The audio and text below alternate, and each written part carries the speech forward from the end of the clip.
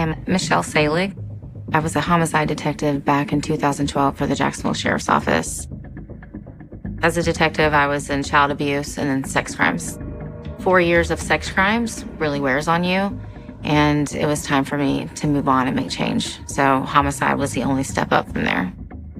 And I thought I was good enough to be in the elite club.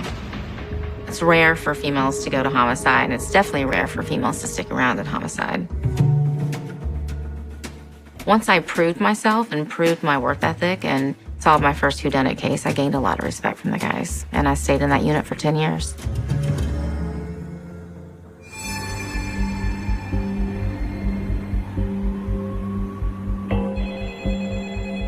So in mid-November, I was just in the office working a normal day, and I got a phone call that missing persons detectives had been working a case for a little over a month of a missing woman named Sherry Prather. The last time anyone saw Sherry Prather was October 12th. Her family reported her missing 3 days later. Well, Sherry was my only child. I raised her by myself. She was just the love of my life. This was Sherry. We took this on Wednesday, and the next day is when she disappeared.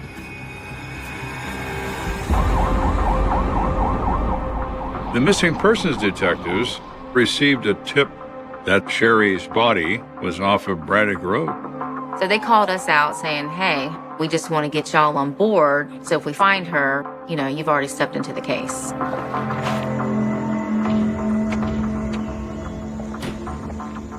Braddock Road retains a lot of that rural look. You can go for a half mile in some directions and there's nothing but two-lane road and pine woods on either side. You look at what you're supposed to be searching,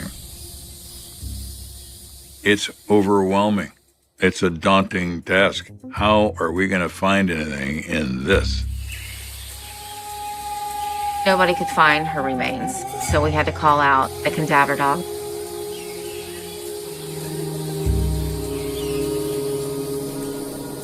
They thoroughly searched that area for several hours, and you begin to believe this is never going to happen. We're not going to find anything of value. And suddenly the dog alerts, sits down and barks. And then there's this skull shining in the middle of it all.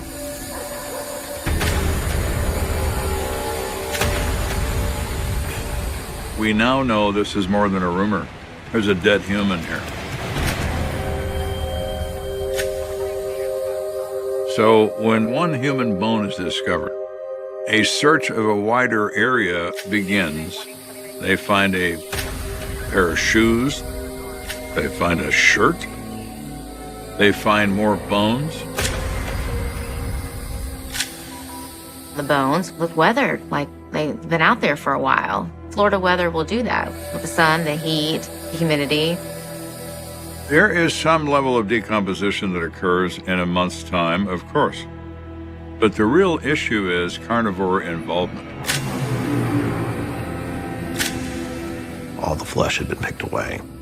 That particular area of Braddock Road, there was quite a bit of scavengers out there. Matter of fact, a pelvic bone was found up in a tree where an animal probably scurried up the tree. So this is a tragic mess. So they have a collection of bones. Do they belong to Sherry Prather? Or is it someone else I don't even know about?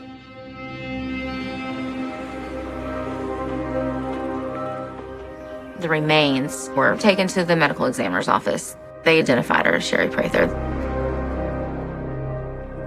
We were able to do that through some dental records.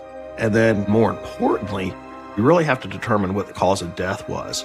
And that is a critical piece. Skeletal remains can speak to you if you listen. We had a forensic anthropologist from the University of Florida come in. And they found what appeared to be a half-moon indentation in one of the ribs. And then a fragmentation of one of her vertebrae that indicated that she was shot in the back. that point, we knew it was a homicide. So now it's different.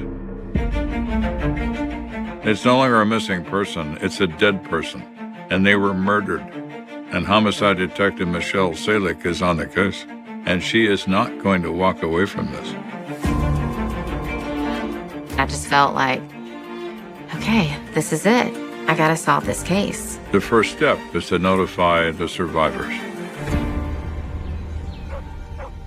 When I look back, I really don't know how I got through it. To know that she laid out there and those animals ripped her apart.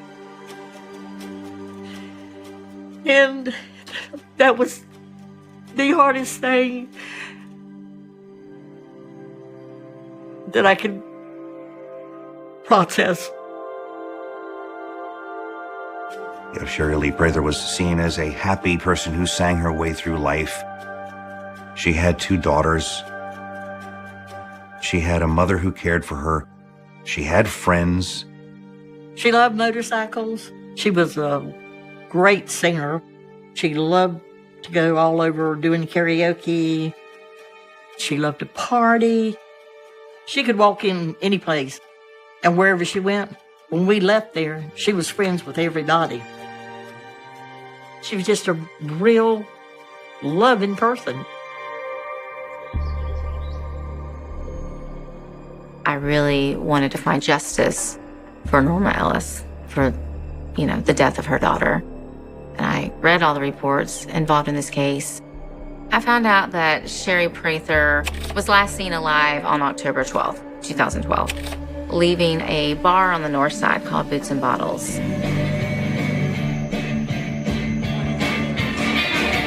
Boots and Bottles was known as a local bar, kind of like a pool hall. It had a reputation of being a little rowdy at times, sometimes guys riding motorcycles.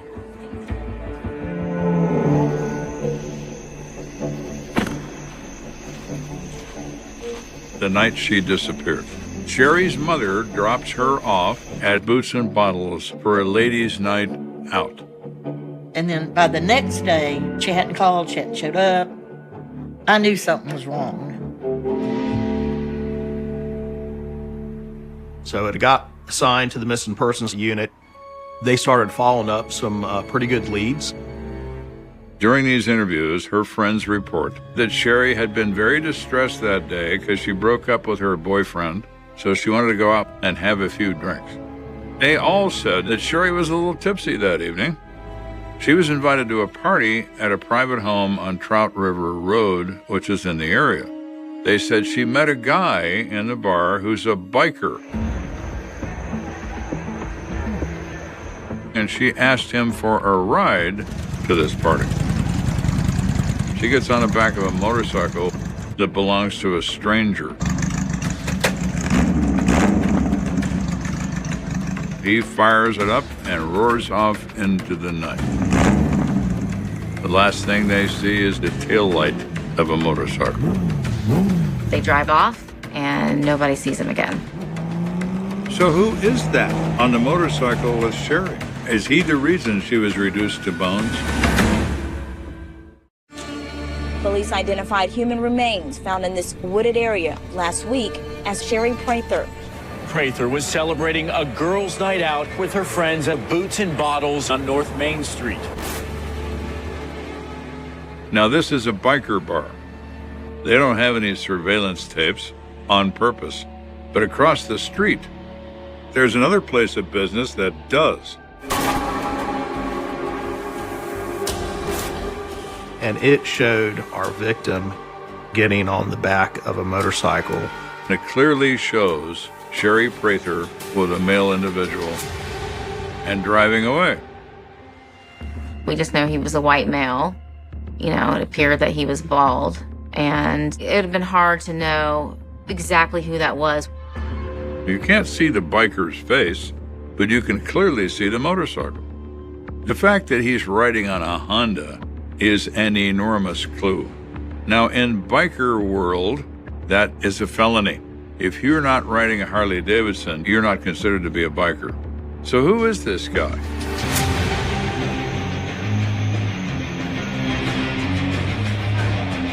So Salik goes to visit the bar to determine if they can learn who the biker is that Sherry left with. They make contact with a bartender. Detective Salik says, "Did you know a guy who rides a Honda that comes here all the time?" "Oh, yeah. His name is Johnny Johnson. He's the only guy that rides a Honda at that bar." What they said about Johnny Wayne Johnson is he's rough. His nickname is Viking, and that's what he went by, and that he's from Iceland. And he's unpredictable. Unpredictable enough to kill? Let's find out.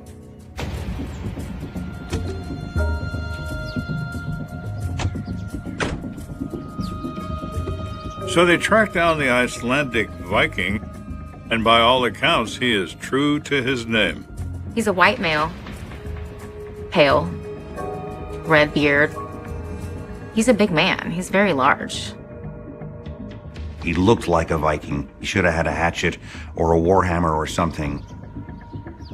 He said his name in America is John Johnson, but in Iceland, his name is Magni Thorvaldsson. He speaks with an Icelandic accent. It is slight, but it is audible. He is asked, how did he meet Sherry? He's extremely cooperative. And he replies that it was that night at Boots and Bottles. Sherry said she needs a ride to a party on Trout River Road, so he agrees to take her there. He didn't deny that that was Sherry Prather on the back of his motorcycle. Viking says they drive to Trout River Road. They stop where this house is. Sherry says, let me go inside and talk to people, and then I'll get you in. He said she went inside this house. I saw people looking out the window. It was a little sketchy, so I didn't know if I was going to get robbed. And so I left, and I didn't see her again after that. The odds would say there was some encounter at this party that resulted in her untimely demise.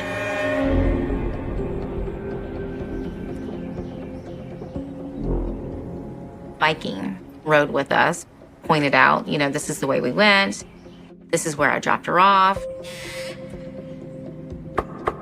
Salik goes up and knocks and gets no reply. She looks in the windows and decides this place has certainly seen better days. It's all in very poor condition. She inserts a business card in the door frame with her name and her phone number.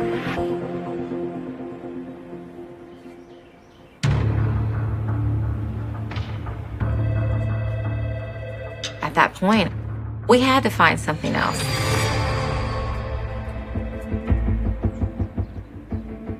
The major question here, who did Sherry run into at this party? Somebody she knows? Somebody that hates her? Sherry's friends told the missing persons detectives that she'd been in a dispute with her boyfriend. Well, earlier that day, she went over to his apartment and they got into an argument. And she made him bring her home, and the whole time coming home, they were in an argument. So when someone says to me in a homicide case, well, she's got this boyfriend. Oh, I like boyfriends. What's his story? It turns out the boyfriend's name is Daniel Dollison. I didn't approve of him. He was real jealous of Sherry. And I always felt like he was parked in the parking lot or across the street watching who she left with, because I knew what type of person he was. Well, what if Mr. Dollison follows Sherry to this party on Trout River Road? And the argument continues with alcohol involved and maybe a gun? Could that work?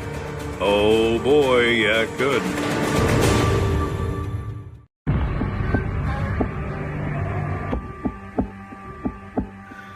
We've been wondering if Sherry had run into someone at this house party. Could it have been her boyfriend, Daniel Dollison, that she ran into? And the arguments continued.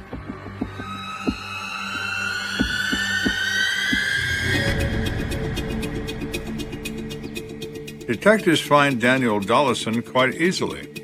He's not concealing himself anywhere. They asked him directly, "You had an argument that day. What was it about?" "Well, I wanted her to move in with me." And she said, "Absolutely not. Her mother was advancing in age. She planned on taking care of her." She took care of me and my 2 granddaughters. 4 girls living together in one house. "So did you go to this house party on Trout River Road and run into Sherry there?" "No, I did not. I went to my sister's house to talk about Sherry refusing to move in with me, and I spent the night there." And he said, "I didn't go down Braddock Road that night. I'd never been down Braddock Road before." The alibi checks out completely. Dollison had nothing to do with her disappearance or her death. He loves that girl. Now he knows he will never see her again. It's terrible to imagine that, you know. I wanted to protect her from all that, you know, and I couldn't be there. There won't be no closure for me until I see him fried in the electric chair.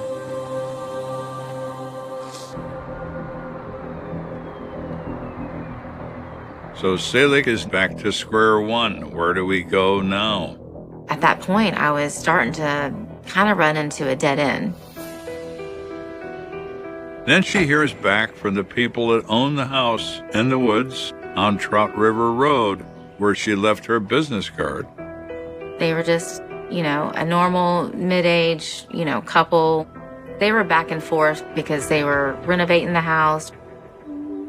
They've never had a party in that house. The place has never been broken into. They were kind of just taken back of the whole story of why I even called them. They never heard a motorcycle. They don't know anything about a Sherry Prather. 2 things become obvious to Selig after this meeting with these people. There's never been a party in this place, and the person who said there was is lying through his teeth, and his name is John Johnson,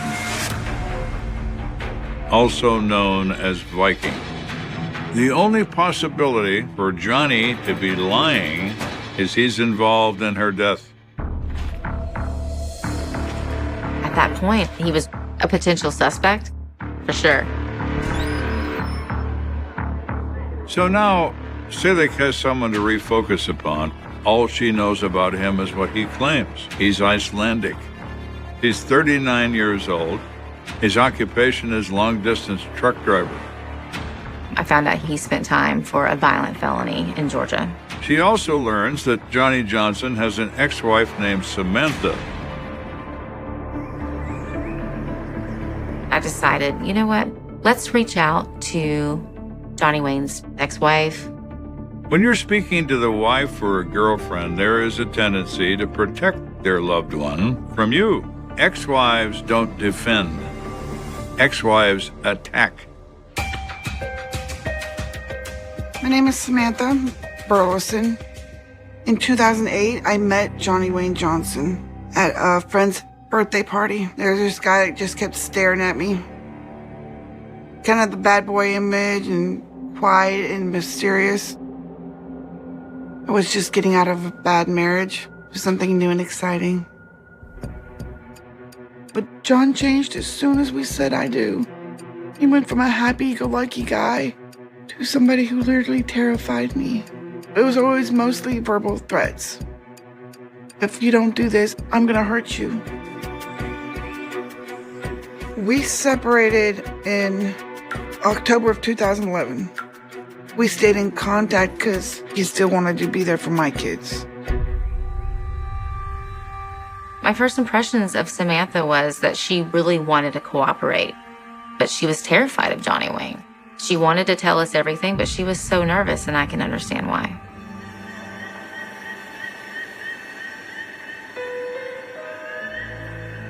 Sherry Prather went missing early morning of October 12th. Samantha Burleson told me a few days later, Johnny called her and asked to meet her at a park. He started asking me these weird questions. He goes, "What would you do, or how would you get rid of a person's body?" I was just laughing and joking because I thought he was joking. He said, "Braddock Road, that's where she's at." And I was like, What are you talking about? Who's there? That's where she's at, but don't worry about it. I'm gonna take care of it. I thought he was full of I thought he was trying to scare me. Samantha says that Viking is a pathological liar. He can't help himself but to lie constantly to try to establish his persona as a mysterious and dangerous biker. Johnny Wayne thrives off attention from people, so he wanted attention. This guy kept building himself up to everybody that would listen. Hey, I'm a badass, don't cross me. I'm to be feared and respected. Samantha assumed it was another one of his fantasies. But when they found Sherry in the woods on Braddock Road, I did not, for the life of me, want to say anything. I was so scared. Like all homicide detectives, Selig wants to build the strongest possible case against Viking, so she comes up with a plan that has some promise. We asked Samantha to wear a wire and meet up with Johnny Wayne in hopes that he would, again, talk about what he did to Sherry Prather that night. That is an incredibly dangerous thing to do. This is a person she is admittedly afraid of, but she agrees to try this. I wasn't hesitant because Sherry had a family. She had people that cared about her. That's why I did what I did. She wanted to help so bad because she wanted him to pay for what he did. Viking is a little bit of a mechanic, so Selig tells Samantha to call and ask Viking to check out her truck to get the conversation started. I placed the wire in my bra. I kept worrying that he was going to either find it or I was going to lose it. I felt like everything was resting on my shoulders. It was just terrifying. So we have a plan in place to catch our man Viking into confessing to the crime of murder. Is it going to work? Well, we're about to find out.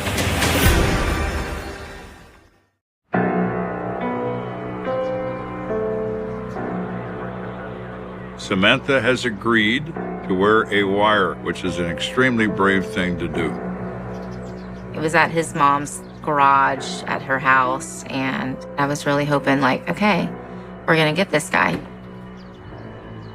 Having to wear a wire and confront somebody by yourself. You don't know if your next breath is going to be your last, if they're going to find out that you were wearing a wire and betraying them. It's terrifying. How you doing? The truck, it's whining really bad, John. Can you put more power steering fluid in? Yeah. All right. So when he takes a look at her truck, she subtly shifts the conversation to Sherry's murder. Okay, tell me the story. Nothing happened. I dropped her off on Trout River. But nobody's going to ask you anyway. I said, you sure you're not in trouble, are you? He goes, just drop it. But what really happened? Right now, I don't want to really get into it until it's over with. You understand what I'm saying? Every time she brought it up, he would basically shush her and say, we're not talking about that. I just think he was starting to get paranoid. And all of a sudden it dawns on his pea-sized brain that maybe me running my mouth was a bad idea. So Samantha breaks the contact. She tried her hardest. I mean, she really, really tried. When they thanked me for doing that, but I feel like I was letting the police officers down because I didn't get John to say anything on tape.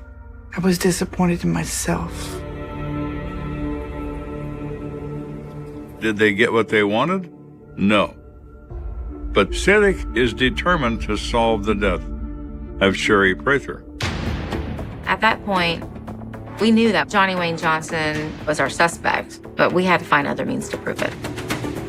Detective Selig needs a piece of evidence linking Viking to the scene or an eyewitness confession, something more than what she currently has.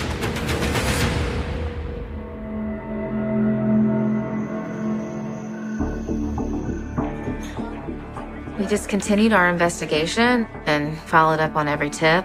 We talked to everybody possible at Boots and Bottle Bar.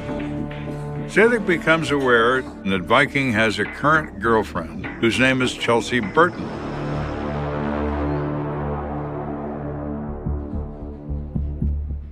She was very scared. She was shaking the whole time we were talking to her. You can tell she didn't want to speak to us. Burton tells the same exact story and sequence of events that Viking told Selig.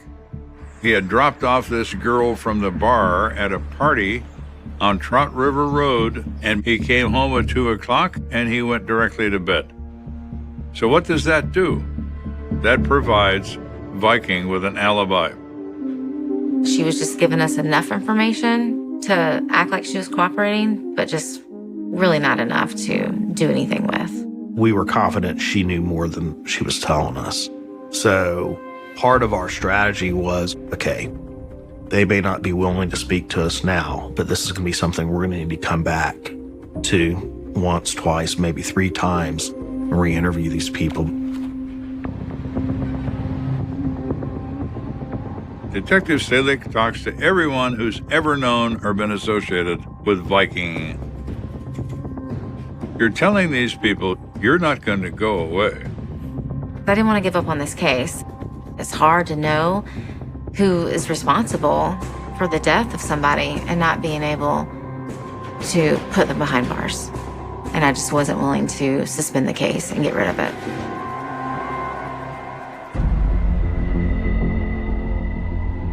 As her time continues with this tale, Selig becomes aware that Viking is not who he says he is. He says he's an Icelandic man who spent over half his life in Iceland, and he is a descendant of Eric the Red. The reality is, you're not Viking, you're Johnny Wayne Johnson from the trailer parks of Jacksonville, Florida. He's never even been to Iceland. He doesn't even have a passport. And your Icelandic accent is bull. And that's how he was talking the whole time. Just like this. That's not really how he talks. Johnny wants people to fear him. He just likes himself to look bigger and badder. I think that gives him some self-power, that he intimidates people. He would talk about Viking gods and Thor. I mean, it was like the guy was living in a DC comic. The elevator didn't go up to the top floor with this guy. Johnny Johnson is a pathetic human being. He invents this persona. How sad is that?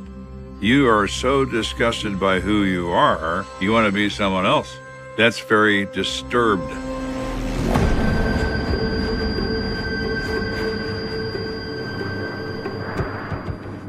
So a couple years goes by, and I decided, you know what? Let's reach out to Johnny Wayne's previous girlfriend again. I heard that they weren't dating anymore, so I thought, you know what? Let's go find her and see if her story changes.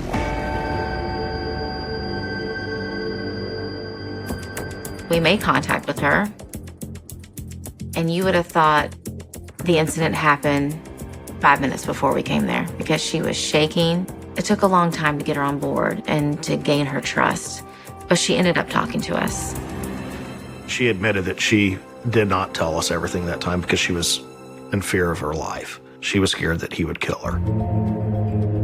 She says that even though I told you he was home by 2 and he went to bed, that's not true. He didn't come home at all. I didn't see him for 2 more days. So Viking's alibi just went up in smoke. She agreed to tell us what Johnny Wayne Johnson really told her. And that was that he did leave with Sherry Prather on the back of his motorcycle that night, leaving Boots and Bottles. And they did end up on Braddock Road. And apparently he got mad and he shot and killed her and drug her into the woods.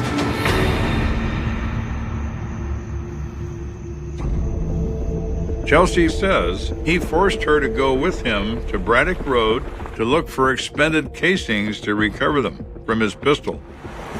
She said that later He threw a gun out of her car window as they were crossing over a body of water. She said Johnny Wayne threatened her that night in her car. He told her if she ever told the police, he would kill her in front of her son. She was terrified, and I can understand why. So it bought her silence for 2 years. But time changes things, and now she's come forward.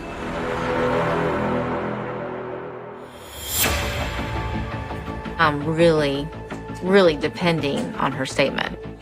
This was, a case that I never thought we were going to resolve. So Selig brings Viking into an interrogation room. He's under the gun over something he thought was long forgotten. But the police don't forget, and they don't forgive. So now Viking is in the spotlight, and Selig is standing on his tail. I was ecstatic. Like it had been 4 years. Could not wait to hear his story. Selig is experienced as an interrogator, so she brings Viking into an interrogation room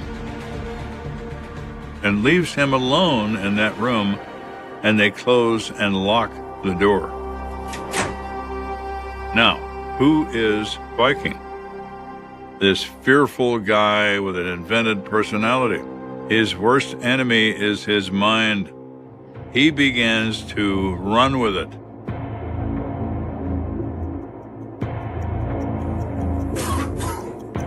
They leave him alone in that room for almost an hour. Viking looks like he's coming apart at the seams. He seemed nervous because he started dry heaving into the trash can.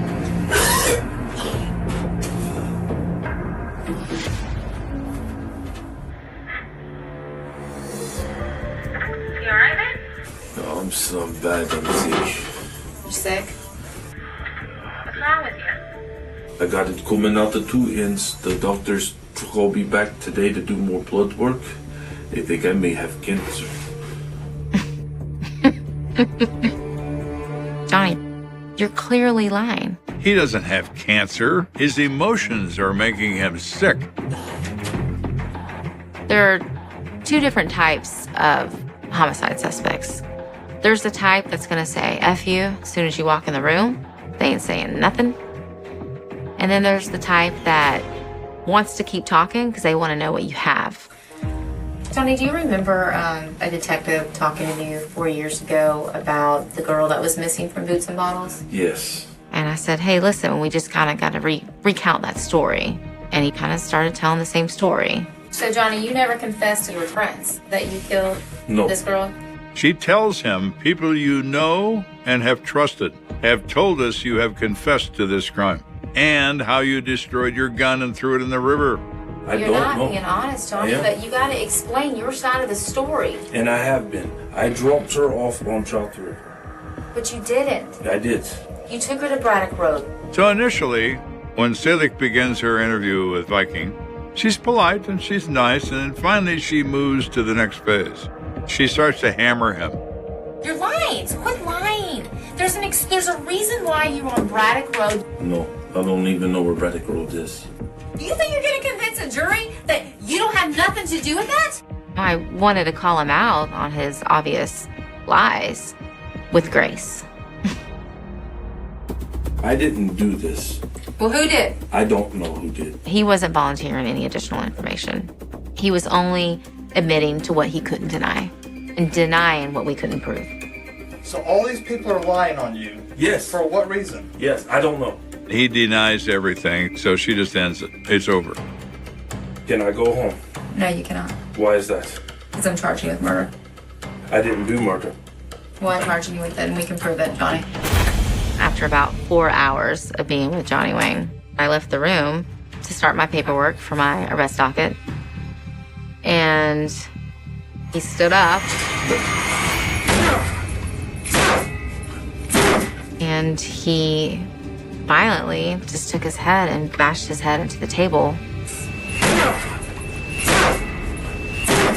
Why does he bang his head on the table as hard as he does? I don't speak with an Icelandic accent, so therefore I have no idea.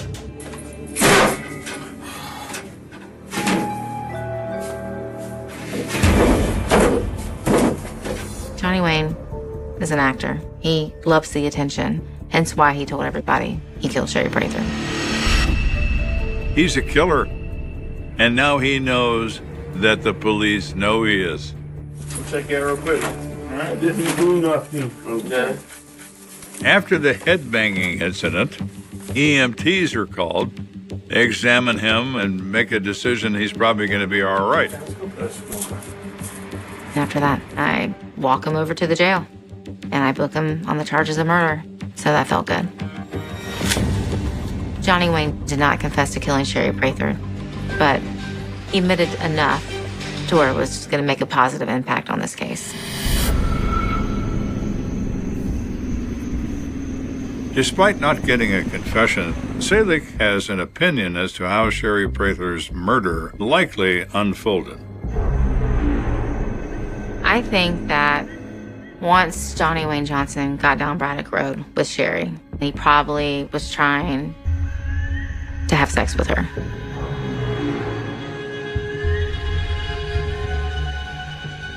And she probably rejected him. Clearly, something goes wrong. What that is, no one knows. Something goes south.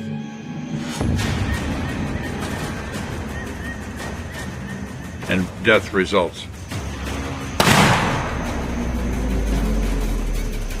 Braddock Road, that's where the body fell. That's where the body was dragged into the woods. If he never told anybody, never called anybody, never said anything to anybody, he most likely could have got away with it. But he kept talking. Detective Soda called me. It was about 12 o'clock at night, and she said, "We got him. He's arrested." And I just busted out crying. Johnny Wayne Johnson was charged with second-degree murder. We thought we were going to actually have to go to trial, which we were ready for. Yesterday, Sherry Prather's killer pleaded guilty to shooting and killing the mother of two. 43-year-old Johnny Johnson was sentenced to 20 and a half years behind bars. I was feeling accomplished. Finally, 4 years, and not just hard work, because it's not about me. It's about Sherry. And finally, I was able to bring justice for Sherry Prather's family, and that felt wonderful.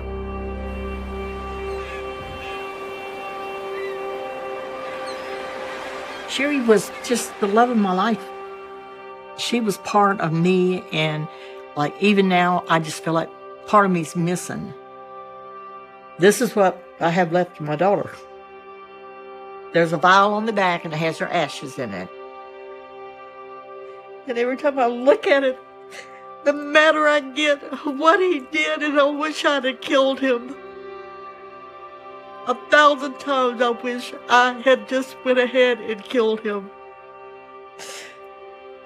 Prison's too good for him. For what he did. I just feel like he didn't completely lose in this case. I mean, Johnny's still going to be young when he gets out of prison. Are you going to be worried when he gets out? I'm not worried of Johnny Wayne Johnson. He doesn't scare me. Selig is your best homicide detective. Time doesn't stop her. Years don't stop her. Nothing stops her. She seeks the truth, and she finds it. On the next American Detective. She was last seen at 6:45 at night riding a purple bicycle. It's every parent's worst nightmare. Someone took her. Someone is trafficking her. Who lives in there, and what is his story? You're saying you've killed before? Where could she be? The night air in California carried a deceptive calm, a silence that cloaked the creeping dread of a story that was about to carve itself into the darkest annals of American crime. The late 1960s were turbulent years. War protests, counterculture, the fracture of the American dream. Yet, beneath the chaos of politics and shifting values, there lurked a far more sinister disturbance, something primal and incomprehensible. A predator was moving silently through the shadows, watching, waiting, choosing victims not at random, but with a deliberate cruelty that made ordinary life itself feel suddenly fragile. It began with moments that, at first, seemed like isolated tragedies. Young couples seeking quiet nights together, moments of privacy away from the relentless noise of the world. They thought they had found safety in the secluded corners of lovers' lanes, in the intimacy of cars parked beneath starlit skies. But in those shadows lurked a figure whose name the world would come to know in whispers, the Zodiac. The story ignited on a cold night in December 1968. Betty Lou Jensen and David Faraday were just teenagers, filled with the kind of innocence that only youth can sustain. That night, December 20th, was supposed to be one of those simple milestones. Their first official date. A small-town romance. Two kids stepping into the uncertainty of young love. They drove out to Lake Herman Road, a place known to locals as a quiet stretch where couples parked and talked. But what happened there was no ordinary tragedy. Under the dark sky, their lives were snuffed out with a violence so sudden and cold-blooded that investigators, even hardened police officers, would be haunted by the sight for years. David was found lying near the car, a bullet wound in his head. Betty Lou tried to run, her young body fleeing desperately into the night, but the bullets followed her, cutting her down after only a few frantic steps. For Vallejo police it was shocking, yes, but at first it looked like another senseless double homicide. Terrible, heartbreaking, but perhaps explainable within the familiar framework of crime. Maybe jealousy, maybe rage, maybe a stranger's cruelty. They did not yet understand. They could not yet imagine that this was only the beginning, the opening scene in a nightmare that would grip the Bay Area and the nation for years. 6 months later, in July 1969, the darkness returned. On the evening of July 4th, the sky above Vallejo was still alive with the fading echoes of fireworks. Couples sat together in parked cars, the air thick with the afterglow of celebration. Among them were Darlene Ferrin and Michael Magot.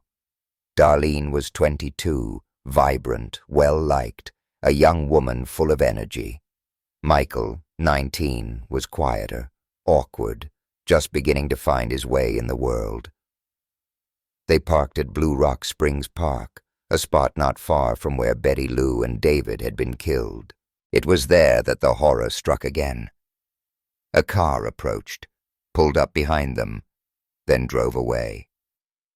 Moments later, it returned. A man stepped out, shining a blinding flashlight into their car before unleashing a hail of bullets. Michael survived, badly wounded, writhing in pain. Darlene was not so lucky.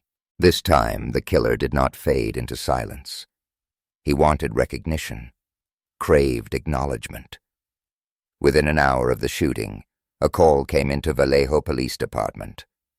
A calm male voice, chilling in its flatness, claimed responsibility not only for Darlene's death, but also for the earlier murders of David and Betty Lou.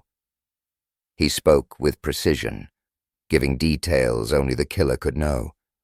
And then he hung up, leaving the air cold with the realization this was not random. This was someone playing a game, and it was only the beginning of his game. Weeks later, the first letters arrived. 3 nearly identical envelopes were sent to the Vallejo Times-Herald, the San Francisco Chronicle, and the San Francisco Examiner. Each letter contained a boastful confession and a strange cryptogram, a coded message of symbols, circles, crosses, and odd shapes. The author demanded the ciphers be printed on the front pages of the newspapers, threatening more killings if his demands were not met. The world would soon learn his chosen name. In those pages of symbols and threats, he signed himself with a circle divided by a cross, a symbol that would become infamous. He was the Zodiac, The letters dripped with arrogance. He taunted the police, mocked their efforts, and promised an ever-growing count of victims. The codes, he said, would reveal his identity, though whether that was truth or another cruel joke was unclear. Families grieved, detectives worked tirelessly, but the Zodiac remained a ghost, his words appearing in black ink, his presence felt in every shadow of Northern California. The first cipher was cracked by a schoolteacher and his wife just days after its publication. They revealed a chilling declaration. The killer claimed he murdered for the thrill, for the sheer pleasure of hunting humans, comparing it to killing wild animals. He boasted that his victims would serve him in the afterlife, his slaves in eternity. There was no remorse, no humanity, only a cold rationalization of slaughter. For residents of the Bay Area, fear seeped into everyday life. Lovers no longer felt safe in quiet corners. Parents warned their children with a new urgency. The idea of a faceless predator, one who could strike at random and then write gleeful letters about it, was almost unbearable. Newspapers sold out as readers searched for the latest update, the newest letter, the next chilling message.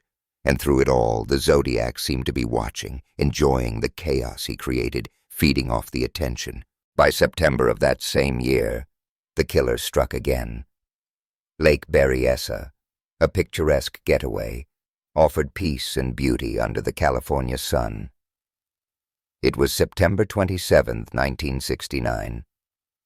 College students Brian Hartnell and Cecilia Shepard were sitting by the water, enjoying an afternoon together, unaware that their lives were about to become part of the most surreal chapter yet in this nightmare.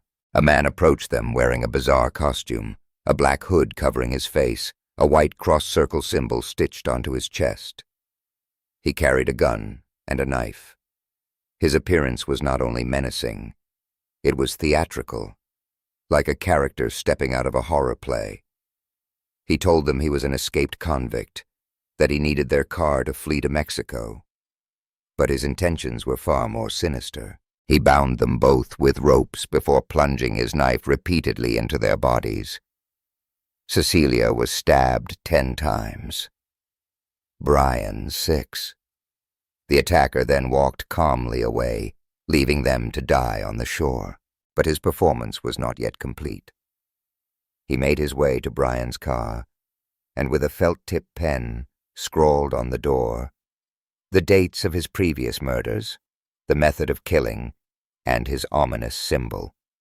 Then he drove away, as if signing his artwork before leaving a gallery. Hours later, he called the Napa County Sheriff's Office from a payphone, once again calmly confessing to the crime, giving directions to the scene as though he were guiding them to a prize. Cecilia would die 2 days later. Brian miraculously survived, his body scarred, his mind haunted by the image of that hooded figure. The brutality escalated, but so too did the taunting. Just 2 weeks later, October 11, 1969, the Zodiac made his boldest move yet. In San Francisco's Presidio Heights, taxi driver Paul Stein picked up a fare. The ride seemed routine until the car reached its destination. Without warning, the passenger shot Paul in the head. Calmly, methodically, he wiped down the vehicle, tore off a piece of Paul's bloody shirt, and vanished into the night. This was different. This was not a couple on a dark road, not an isolated lakeside. This was in the heart of a city, in a neighborhood where children played and people walked their dogs. And this time, the killer was seen. Several teenagers watched from a window across the street as the man calmly moved about the cab. They called police, giving descriptions that officers rushed to pursue. Yet somehow, despite the urgency, despite the proximity, the Zodiac slipped through their grasp once again. Days later, another letter arrived. It contained a piece of Paul Stein's shirt, proof undeniable of the killer's identity. The Zodiac mocked the police, laughed at their failure to catch him just streets away, and promised more terror. He threatened to attack school buses, to pick off children as they bounced along. Parents clutched their children tighter, communities recoiled in fear, and police scrambled to protect the most vulnerable. The image of the Zodiac was no longer only in the shadows. He was now a phantom haunting every street, every school bus, every family's imagination. He was not just a killer, he was a specter of dread, a reminder that safety was an illusion. Investigators from multiple jurisdictions, Vallejo, Napa, San Francisco, worked frantically, but coordination was strained. Evidence piled up, leads twisted into dead ends, suspects were questioned and released. The Zodiac seemed always one step ahead, always taunting, always leaving just enough to show his power, but never enough to reveal his face. And through it all, his letters kept coming.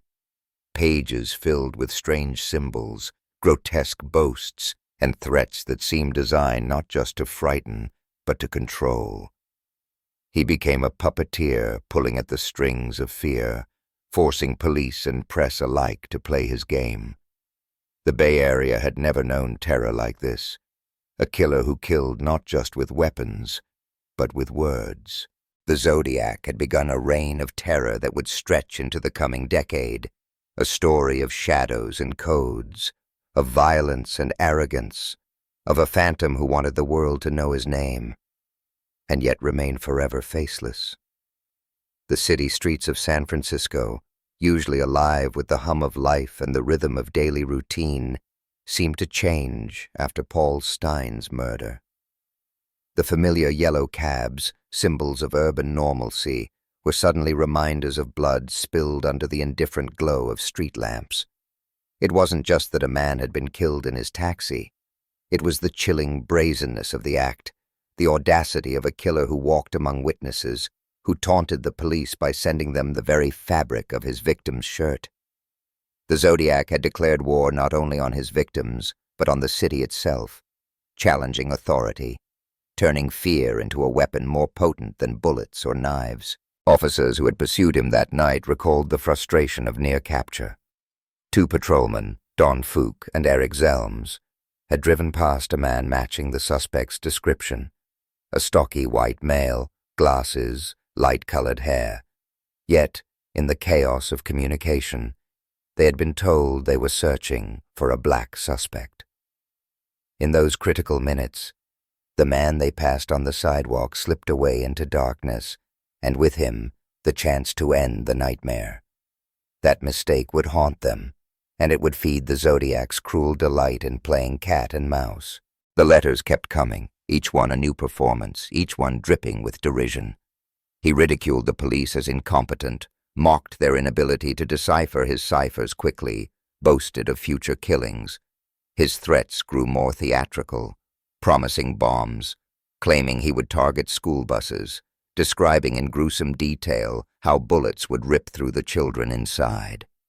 The image of a faceless predator stalking innocent children gripped parents with a paralyzing terror. Bus routes were altered, escorts assigned, and yet, every school morning, parents held their breath as children climbed the steps into those yellow vehicles, wondering if this would be the day the Zodiac made good on his promise.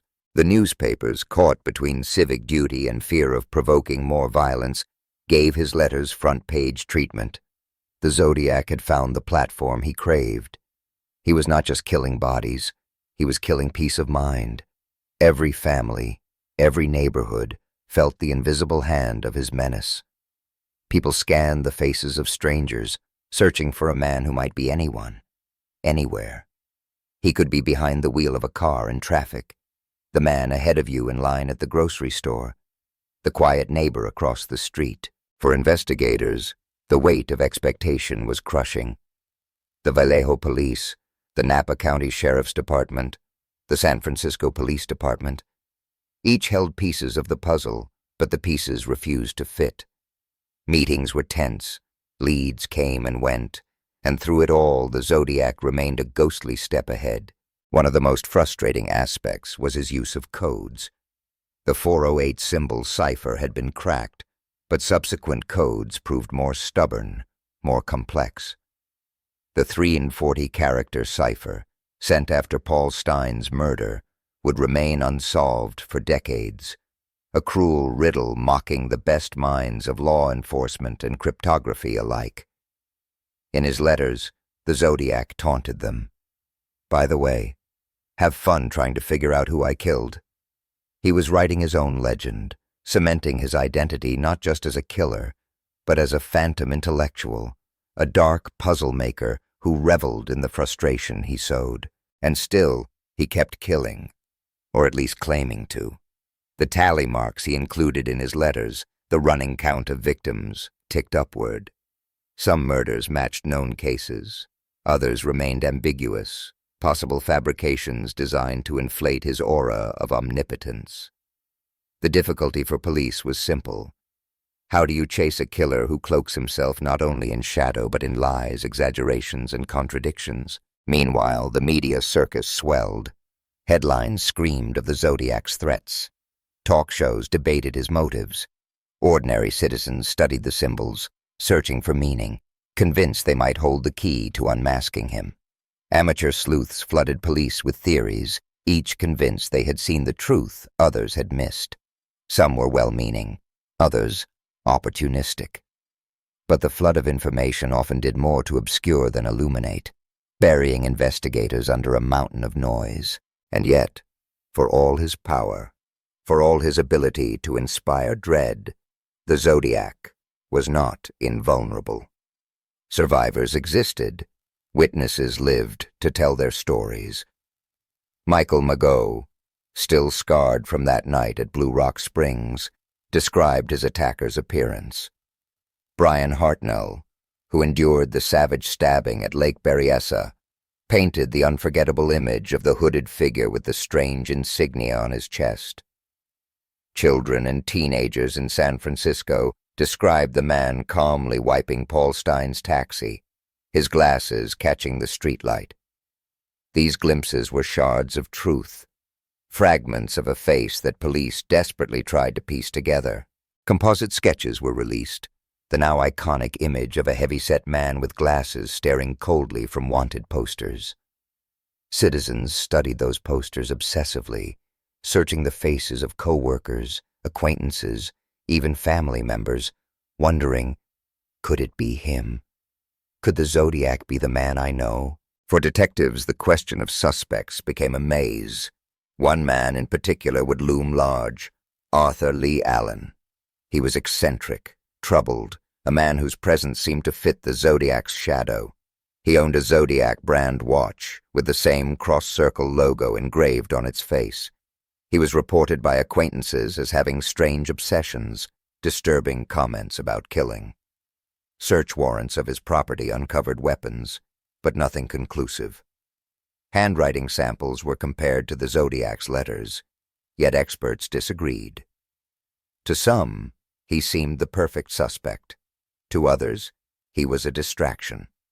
Allen's name would linger over the case for decades, a specter almost as enduring as the Zodiac himself. The years rolled on, and the Zodiac's voice echoed through them.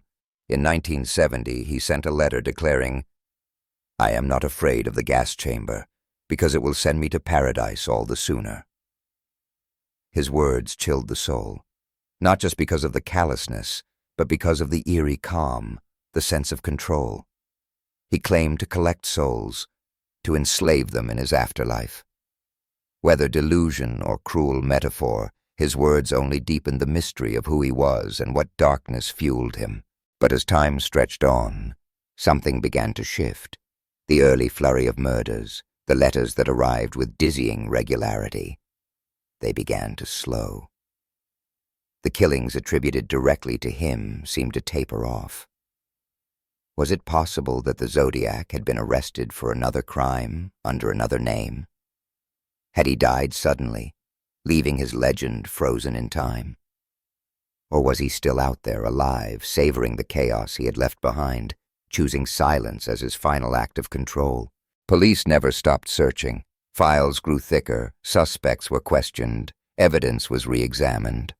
But for every apparent lead, there was a dead end. For every promising clue, an uncertainty that unraveled it. The Zodiac had woven his legacy into a web of confusion so thick that even decades of effort could not cut through it entirely. And yet his story was far from over, because the Zodiac was not merely a killer of bodies. He had become something larger, something that lived in culture, in imagination. He was a cipher, not just of codes, but of fear itself. He symbolized the terrifying truth that evil could hide in plain sight, that a man could move among us, speak to us, even write to us, and still remain forever unnamed. The Bay Area, once defined by the light of its counterculture revolution, now carried a shadow burned into its memory. Parents of that generation still remembered the fear of sending children to school under threat of a madman's bullets. Couples who once strolled the lakes and parks with carefree steps remembered the sudden vigilance that replaced innocence.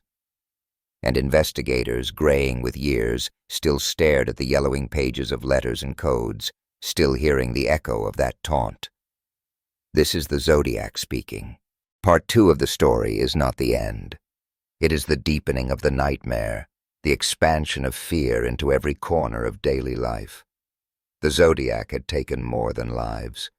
He had taken peace, security, the illusion of safety itself.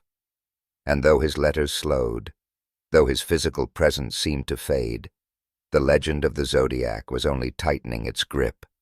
For in every unsolved cipher, in every unresolved lead, he was still there, smirking in the shadows, watching a world that could not unmask him. The dawn of the 1970s did not bring relief to California. The Bay Area, still trembling from the echo of Paul Stein's murder and the Zodiac's boldest threats, faced a chilling truth. This was not a killer confined to the shadows of remote roads or isolated lovers' lanes. This was someone who could strike in the very heart of the city, in front of witnesses, and then taunt the entire region with his words. Fear had become woven into the daily fabric of life, a silent companion in every routine, a whisper that followed every passerby. Could he be the Zodiac? The letters poured in relentlessly, each one carefully crafted not just to terrify, but to command attention. They were written with the deliberate arrogance of a man who knew he had become larger than life, who understood that his words alone could freeze blood. The newspapers had no choice but to publish his threats, his codes, his bizarre ramblings, for each envelope carried a new ultimatum. Print my words, or more will die.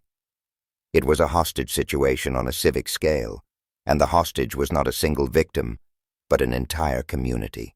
Inside those letters, the Zodiac's voice was cold, detached, almost surgical in its cruelty. He spoke of man as prey, of killing as sport, of a game in which he alone held the rules. And every time he signed off with that haunting phrase, "This is the Zodiac speaking," the world shivered, for it meant he was still there, still watching, still waiting. The police, weary and desperate, faced a foe who seemed to revel in their frustration. Leads would surge with promise only to dissolve into disappointment. A man seen near a crime scene would vanish from the trail. A handwriting comparison that seemed damning would unravel under expert scrutiny. Forensic science of the era was limited.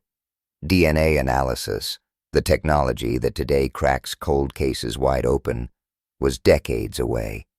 Investigators had fingerprints, fibers, eyewitness sketches, but none of it was enough to pierce the veil.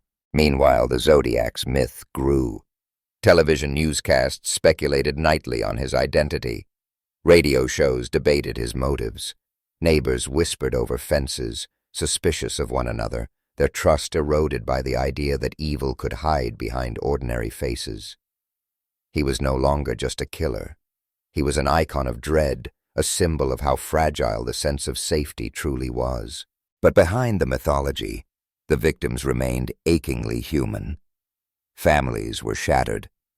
The parents of Betty Lou Jensen, the first teenage girl to fall to his bullets, clutched photographs that could never age, their daughter forever frozen at 16. David Faraday's family grieved not only his death, but the stolen promise of a young life cut short before it had truly begun. Darlene Ferrin's friends remembered her laughter, her energy, her brightness, even as her name became entangled with terror. And for survivors like Michael Mageau and Brian Hartnell, the trauma of their ordeals became lifelong scars, their names forever tethered to the monster who had tried to erase them. Still, the Zodiac fed on attention. He demanded the spotlight, and when it threatened to dim, he lit it once more with chilling new threats. One of his letters contained a bomb diagram, meticulously drawn, promising carnage far greater than a single bullet or knife. He described a device intended to kill children, planted by a roadside, triggered by the passing of a school bus. It was mechanical terrorism in written form, and though no bomb was ever found, the terror it generated was very real. Parents drove their children to school themselves, scanning the roadside nervously, dreading the sight of any suspicious package. The tension was unbearable. Police squads patrolled, checking culverts and fields, searching for evidence of a planted device. None came. Perhaps the Zodiac never built it. Perhaps the blueprint was the weapon itself, a psychological bomb detonated in the minds of thousands. If so, it worked perfectly. Fear became his most efficient crime. In 1970, his correspondence took on an even stranger quality. He began referencing pop culture, peppering his letters with quotations from operas and musicals, even embedding obscure jokes and references. He was not merely boasting now, he was performing. It was theater on the page, a grotesque play in which the city itself was his unwilling audience. In one chilling communication, he enclosed a greeting card decorated with dripping blood and disturbing imagery. He toyed with the line between horror and absurdity, knowing that the grotesque juxtaposition made the terror all the more surreal. And yet, there were moments when his mask seemed to slip, when his humanity flickered through the cracks, not in kindness, but in weakness. His desperate need for recognition betrayed an ego that demanded validation. He threatened more murders if his ciphers weren't printed, begged for his words to remain in the public eye. He was, in some way, addicted to attention. Without it, perhaps, he feared fading back into the nothingness from which he came. The police clung to these details, searching for psychological patterns. Was he a loner, a failed intellectual seeking power through fear? A man driven by sexual impotence, using violence to assert dominance? Or was he simply insane, a fractured mind whose letters were ramblings dressed in the costume of genius? Profiles were drafted, revised, discarded.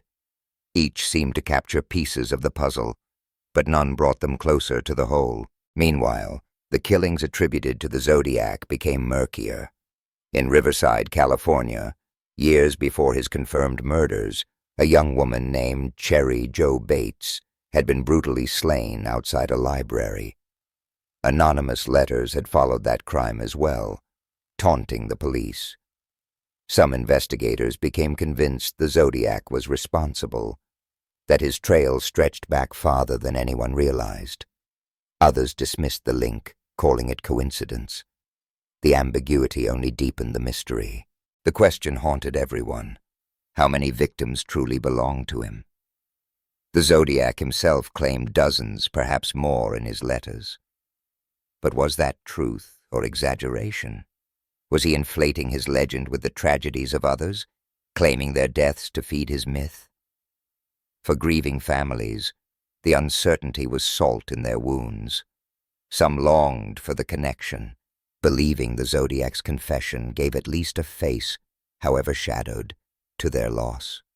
Others recoiled, unwilling to let their loved ones be claimed by his theater of cruelty. One case, however, could not be denied. In March 1970, Kathleen Johns was driving with her infant daughter along a quiet road when she was stopped by a man who claimed her car had mechanical issues. Trusting his concern, she pulled over. The man offered her a ride to the nearest gas station. But what unfolded was not rescue, but abduction. For hours, He drove aimlessly, speaking in a voice Kathleen would later describe as calm, chillingly casual. She escaped only by leaping from the car with her baby, hiding in a field until he finally drove away. When she later saw the Zodiac's composite sketch in the newspaper, her blood ran cold. She was certain it was him. Her story added another dimension to the terror: kidnapping. It was no longer only lovers' lanes or isolated lakesides. Now the Zodiac's reach could extend to the open road, to anyone traveling alone, to mothers and children. His unpredictability made him all the more terrifying, but even as his crimes expanded, cracks began to appear in his dominance.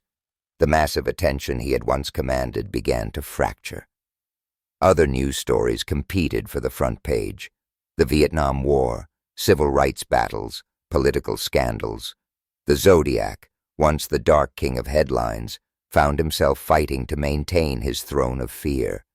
Perhaps it was ego, perhaps desperation, but his letters began to reveal irritation, anger that he was no longer the sole subject of conversation. This shift mattered because it suggested something about who he was. A true phantom, a man committed only to killing, might not care whether his deeds made the paper. But the Zodiac cared deeply. His crimes were inseparable from his need for recognition. He was, in some twisted way, a performer starved for applause. And when the applause dimmed, he lashed out, threatening grander violence, promising bloodier acts. For detectives, this was both a danger and an opportunity.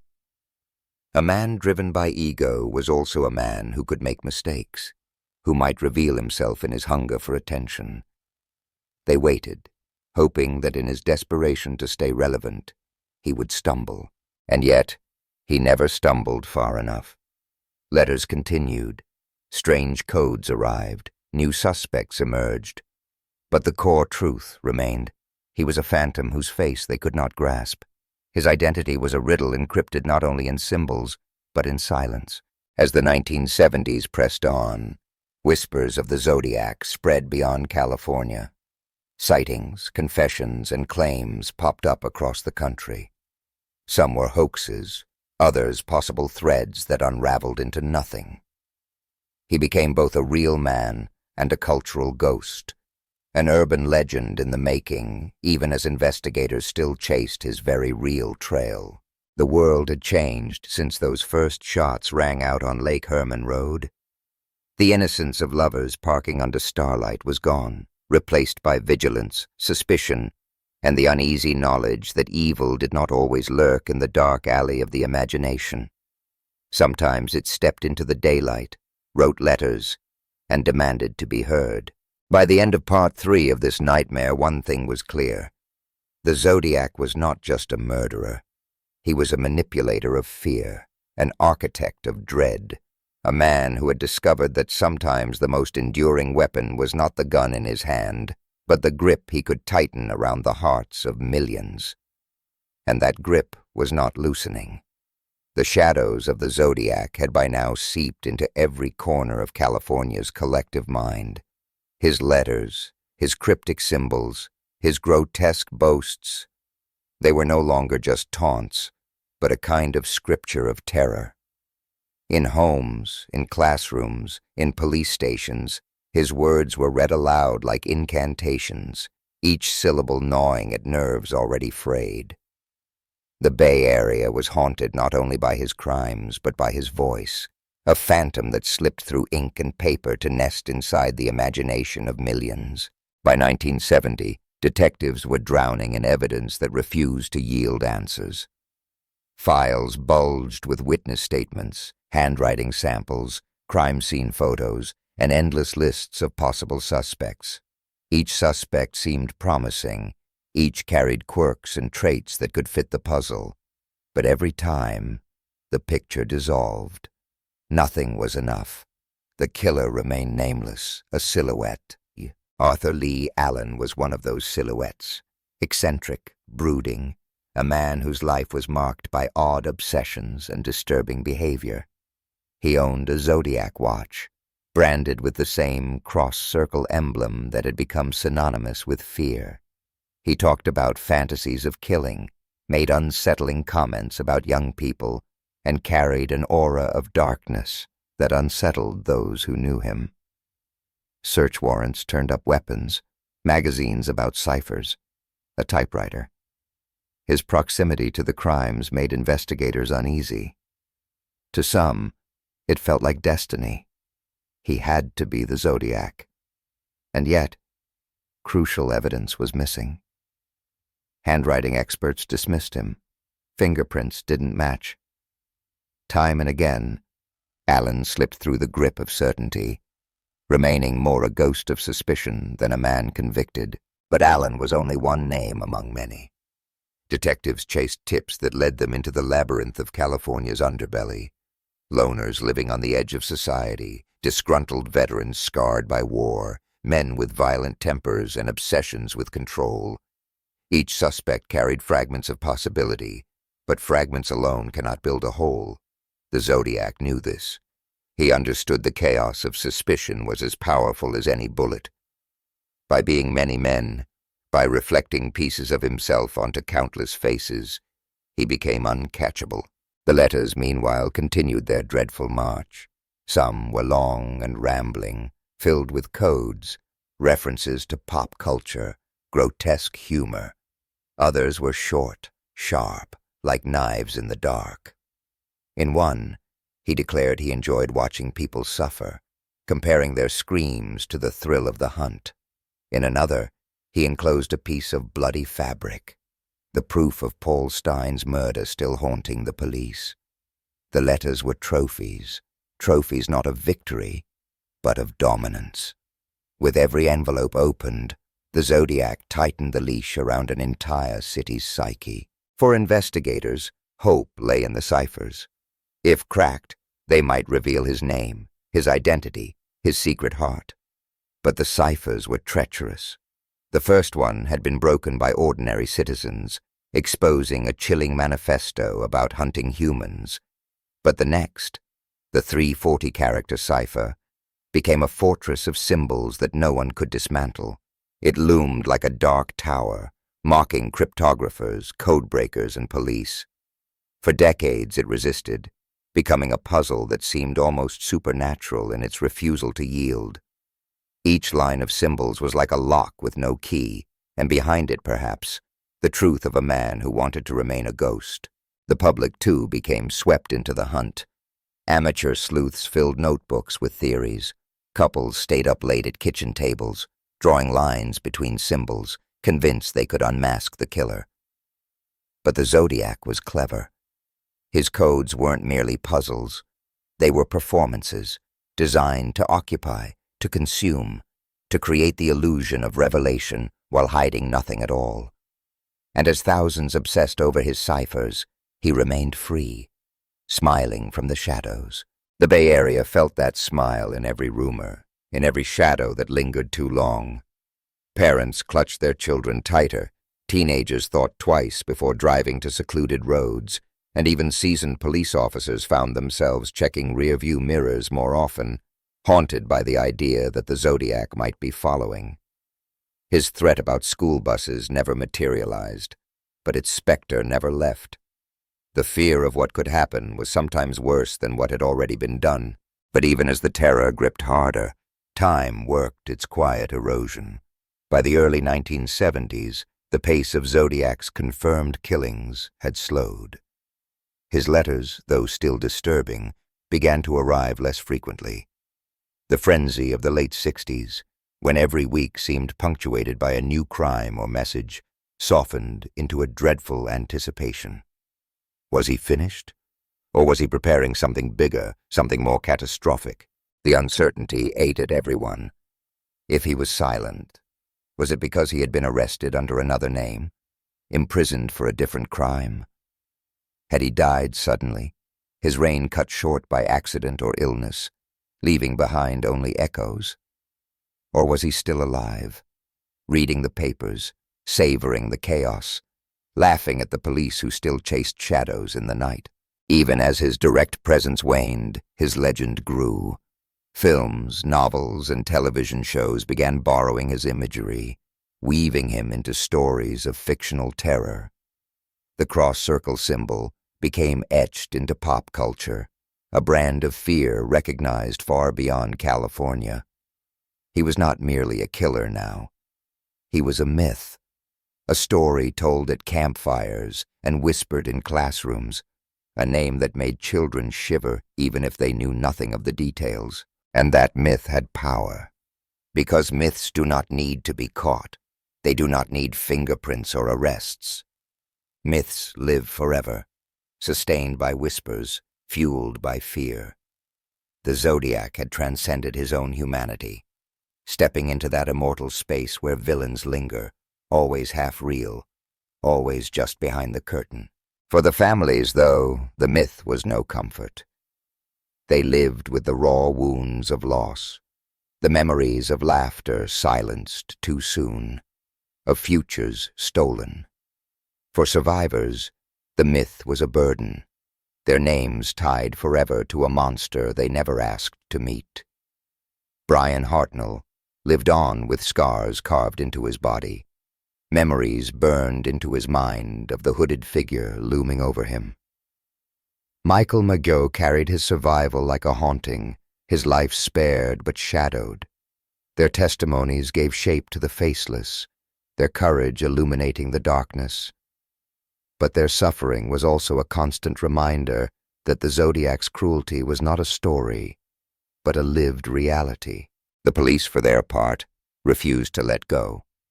Even as years stretched, even as leads went cold, the case files remained open, breathing with possibility.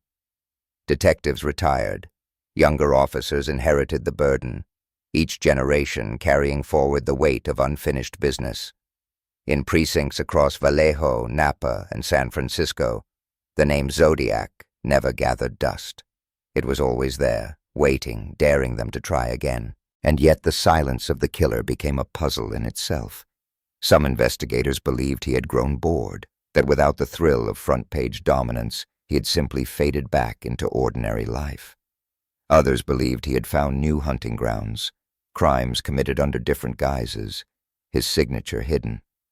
There were whispers of connections to murders in other states, whispers that stretched his shadow far beyond California. But nothing was ever certain. By the mid-1970s, the Zodiac had become a paradox, absent yet omnipresent, silent yet deafening. His face was still plastered on wanted posters, his symbols still recognized instantly, his codes still unsolved. He was both gone and here, both finished and eternal.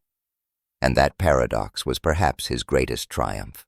For the people who lived through those years, there was no forgetting. The chill of a payphone ringing at night, the sound of a police radio crackling with updates, the rustle of a newspaper carrying his words. These became the soundtrack of an era scarred by fear. And even as the letters slowed, the question remained, unanswered, unrelenting. Who was the Zodiac? The answer seemed so close again and again, but always slipped away. A suspect dismissed, a lead gone cold, a cipher unsolved. It was as though he had constructed not only crimes, but a labyrinth, a maze designed to trap everyone who pursued him, ensuring that even in his absence, they remained lost within his design. And so, as the 1970s pressed deeper, the Zodiac's grip loosened on the headlines, but tightened on memory. He had become a ghost of California, a shadow that walked alongside the living, a reminder that evil can disguise itself in the ordinary, can stand beside you on a sidewalk, can ride in the back of a taxi, and still remain nameless. The terror of the Zodiac was no longer just about what he had done. It was about what he could do, what he might still do, what he might have already done without anyone realizing. He was a man, yes, but he was also an idea, and ideas, once born, cannot be killed. The early 70s gave way to a decade of uncertainty, and though the Zodiac's voice had grown quieter, it had not been silenced.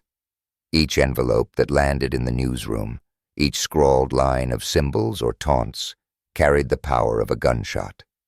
The public, though weary, could never be sure if silence meant safety or if it was merely the eye of the storm, a pause before the next eruption of horror. The newspapers, once reluctantly printing his words under threat, now understood that they were participants in something larger. Every letter was both news and theater, both a confession and a performance. Editors debated ethics, wondering if publishing his words was feeding his hunger, but the alternative, silence, carried its own risks. What if he made good on his threats? What if a bus full of children was reduced to carnage because a newsroom refused him his stage? The dilemma itself was part of his cruelty. He forced even institutions to play his game. Law enforcement, meanwhile, refused to rest.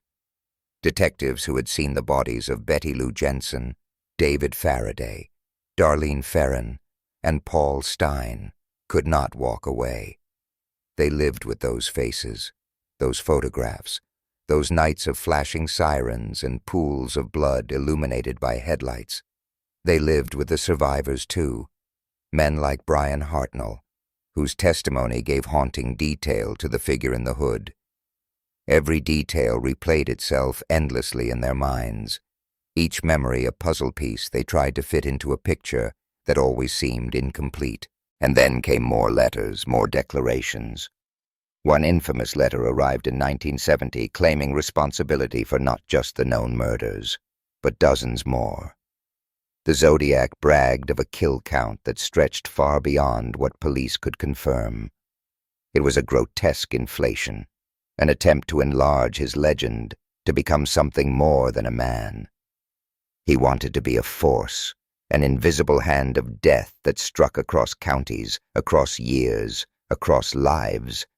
And perhaps he had.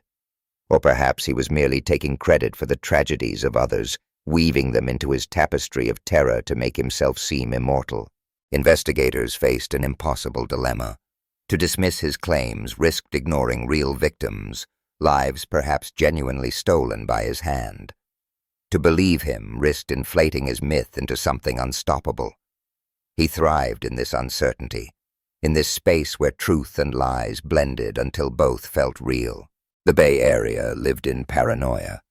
Children who had once raced freely down sidewalks were now ushered inside at dusk. Couples who had once parked at lakesides now thought twice, their passion cooled by fear. Ordinary moments of life were stained with suspicion. A man walking too slowly down a street, a car idling in the wrong place, a stranger's stare that lingered too long. Every detail felt loaded with menace. The Zodiac had trained an entire region to see the world through his eyes, prey everywhere, danger in every shadow. Even the police, hardened men used to blood and brutality, found themselves rattled. The case consumed them, seeping into marriages, into dreams. They carried the weight home, haunted by the thought that the killer might live just blocks away, might be someone they had already spoken to, might be laughing at them from across a diner counter.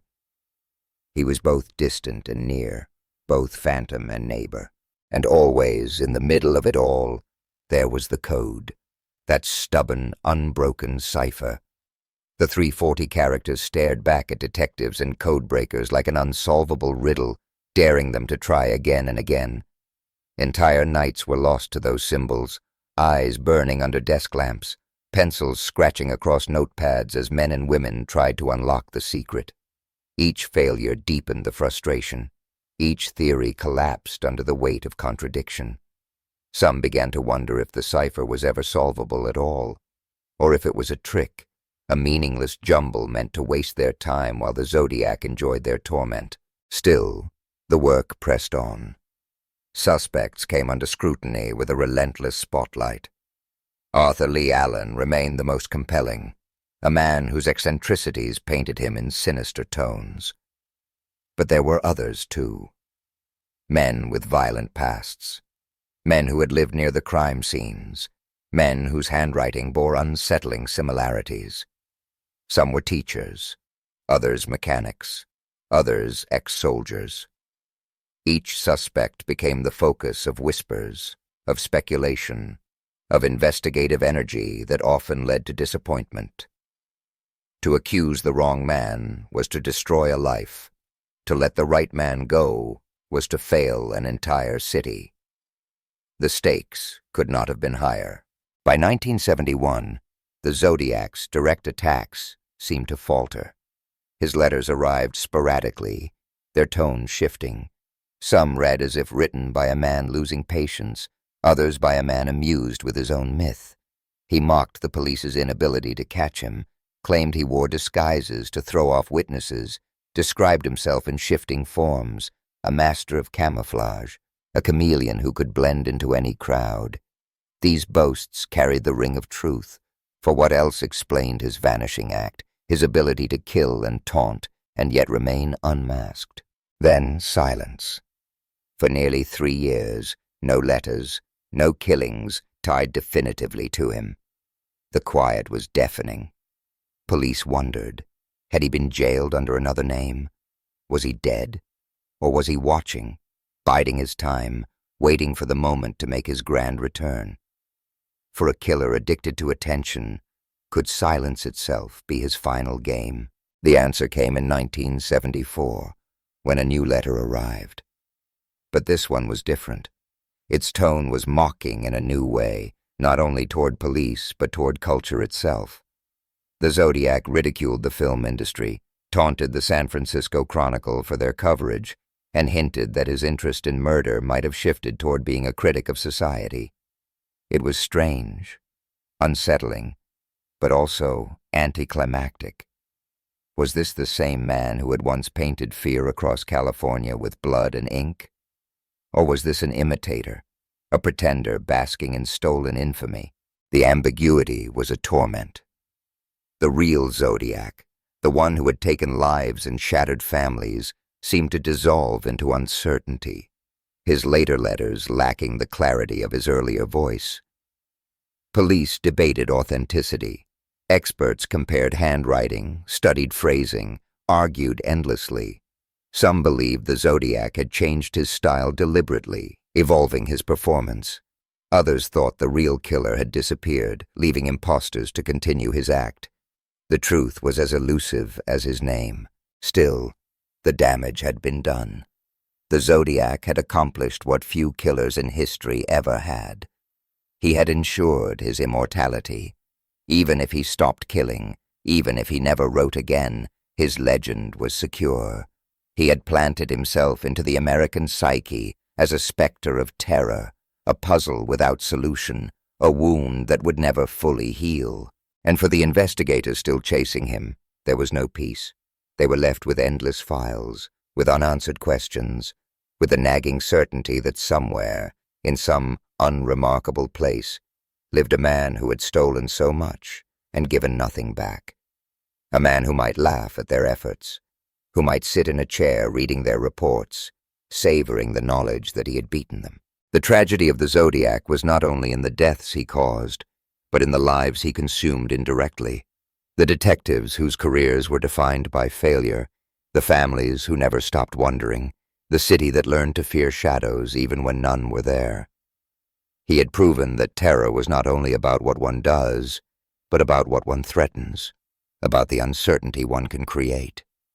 And in that he had transformed himself into something almost untouchable. By the mid-1970s, the Bay Area had changed. The counterculture energy of the 60s had given way to a grittier reality, a time of distrust and fatigue. Yet even in that changed world, the Zodiac remained a name that could hush a room, that could stop a conversation mid-sentence, that could make a police officer's jaw tighten with frustration. He was more than a memory. He was unfinished business, and that unfinished edge cut deeper than any knife. The Zodiac had taught California a lesson it never asked to learn, that sometimes the monster doesn't live in the dark forest or in distant nightmares. Sometimes he lives among us, writes to us, speaks through the same newspapers we hold at breakfast, and yet never shows his face. And in that way, the Zodiac became not just a killer, but a mirror reflecting the fragility of trust, the ease with which fear can unravel a community, and the haunting truth that evil does not always look like evil. The years rolled on, and the silence became its own kind of noise. The Zodiac, once a relentless drumbeat of letters, codes, and murder, had begun to fade from the front pages. Yet his absence did not bring comfort. If anything, it deepened the unease. For how could a figure so arrogant, so addicted to the spectacle of terror, simply vanish? Was it possible he had tired of the game, or was he merely watching from the sidelines, savoring the panic he had sown? Police departments kept his files alive. Thick volumes of photographs, sketches, and reports stacked high on shelves like monuments to frustration. Detectives who had once chased him in squad cars now stared at his handwriting through tired eyes, their careers aging as the mystery remained unchanged. Some retired with the Zodiac as their unfinished business, a weight they could never put down. Younger investigators inherited the case, their optimism soon dulled by the same dead ends, the same contradictions. The file was a labyrinth, and every path led back to silence. And yet, just when the world began to wonder if he had disappeared for good, new letters would surface. In the mid-1970s, another envelope arrived, this one dripping with sarcasm and venom.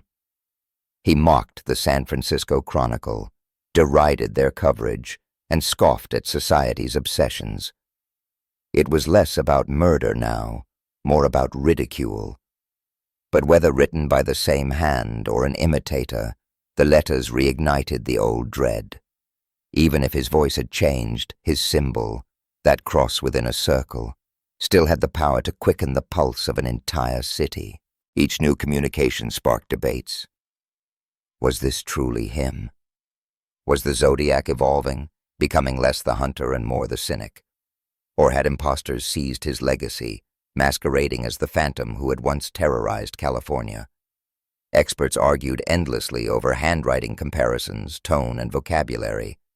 Some claimed authenticity, others dismissed the later letters as frauds. But the truth was that the Zodiac had built his myth so effectively that even imposters could keep it alive. His name had become a mask that anyone could wear, and that was its own kind of terror. For the families of victims, the uncertainty was its own torment. They had lived with years of unanswered questions, years of anniversaries marked not by candles and cake, but by silence and grief. To them, it mattered little whether the letters were genuine or not. What mattered was that their children, their siblings, their loved ones had been stolen, and the thief had never been caught. They lived with the unbearable truth that justice might never come, that the face of the man who destroyed their world might never be known. And still the suspects lingered. Arthur Lee Allen remained the prime focus for many. His strangeness, his history of disturbing behavior, his possession of that Zodiac watch, all of it seemed too coincidental, too perfect to ignore. When police searched his trailer, they found caged squirrels, weapons, and pornography. They found neighbors willing to testify to his oddness, his cruelty. Everything about him radiated unease, yet the evidence remained circumstantial. No fingerprints matched. No handwriting expert could definitively link him to the letters. DNA, the future's weapon of certainty, was still out of reach. Allen became a ghost of suspicion, a man both condemned and unproven. To some, he was the Zodiac in all but name. To others, he was a distraction, a convenient suspect who allowed the real killer to remain hidden. He would go to his grave never convicted, leaving behind a cloud of doubt that would linger for decades. Beyond Allen, there were others, suspects with violent pasts, men with military training, loners with obsessions about codes and killing. The list grew long, and each name carried its own gravity.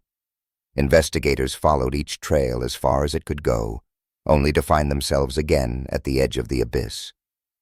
The Zodiac's true face remained hidden, as though the world itself conspired to keep him masked. Meanwhile, The Zodiac seeped deeper into culture. Films and novels borrowed his imagery, reshaping him into fictional killers who stalked screens and pages. He became an archetype, a symbol of the unknowable predator. His codes appeared in puzzle books, his crimes dissected in magazines. He had become more than a man. He was now an idea, a myth that refused to die. And in that, he achieved what so many killers crave: immortality. But the reality was darker than the legend. For survivors like Brian Hartnell, the myth did not erase the memory of ropes cutting into his wrists, the searing pain of the knife plunging into his flesh, the sight of Cecilia Shepard gasping for breath beside him. For Michael Maggiot, the memory of gunfire tearing through the night, the sound of Darlene's last breaths never faded. They lived with those nights forever, carrying scars both visible and invisible. Their survival was not freedom. It was a lifetime tethered to the shadow of the Zodiac. The investigators, too, bore their scars. Men who had once believed in the triumph of justice now lived with the bitter taste of failure. They had chased him across counties, across years, only to find themselves always just behind, always too late. Some turned bitter, others obsessive, poring over old evidence long after retirement, unable to let go. The Zodiac had not just killed, he had conquered. He had proven that even in a world of laws and order, one man could slip through the cracks forever. By the end of the 1970s, his direct presence seemed to flicker out. The letters slowed, the crimes attributed to him became uncertain, and the headlines moved on. Other tragedies, other crimes, other stories began to dominate. Yet the Zodiac never truly disappeared. His symbol, his words, his myth, they lingered, always ready to resurface. Even silence could not erase him, because silence itself had become his weapon. For the public, the mystery became a story retold endlessly, in classrooms, in coffee shops, in whispered conversations. Parents told their children to be careful, invoking the Zodiac like a cautionary tale. Amateur sleuths continued to decode his ciphers, their notebooks filling with theories, their minds consumed by the puzzle. And in police stations, the files remained open, the photographs of young faces staring out from manila folders, demanding answers that never came. The Zodiac had succeeded in something rare. He had escaped not just justice, but finality. Most killers are caught, convicted, or killed. Their stories end. But his did not.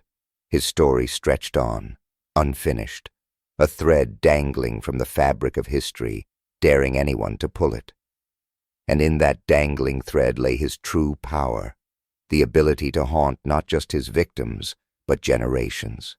The Bay Area carried that haunting into the new decade. The 70s gave way to the 80s, and yet, even as technology advanced, even as new detectives took up the case, the Zodiac remained untouchable. His identity, his motives, his true count of victims, all remained locked behind the walls of his silence. He had built a fortress of mystery, and within it, he laughed at the world that still tried to breach it. And so, California entered a new age, scarred but resilient, its streets bustling again, its families living again, but always with that shadow lingering. The Zodiac was no longer just a headline.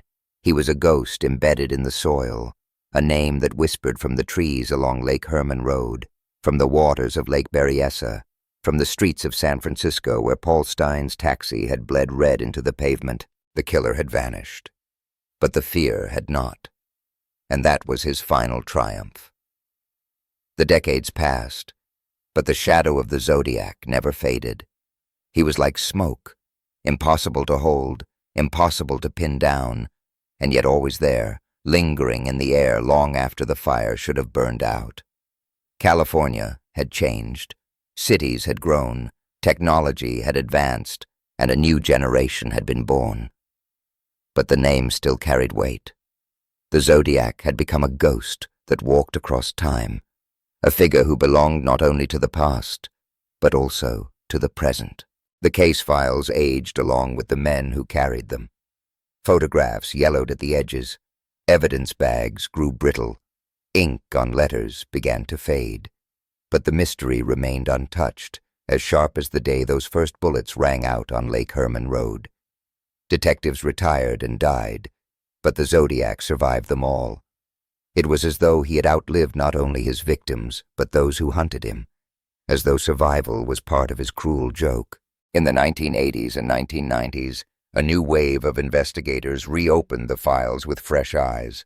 Forensic science had grown teeth sharper than ever before.